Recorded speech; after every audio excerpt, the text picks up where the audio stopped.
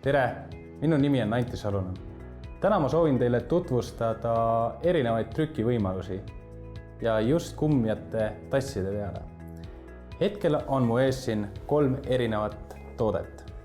Esimene on siis meil, kui seda nüüd pinda katsuda, on selline natuke krobeline ja siin on tegu tegelikult kruusiga, kuhu peale on graveeritud.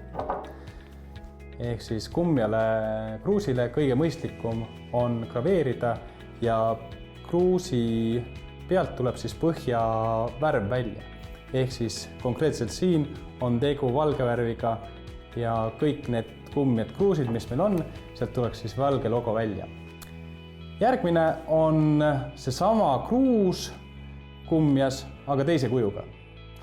Siia peale on tehtud Logotrade'i logo koos meie sümboolika ühe osaga ehk siis hundiga kuu taustal ja see on tehtud nüüd UV-trükiga. Selle trüki miinus on see, et see toode ei ole masinpesukindel.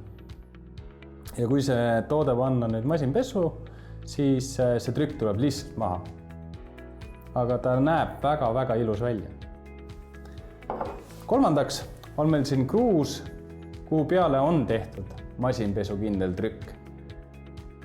Aga naljakas või mitte, siis küünega tuleb see trükk siit maha.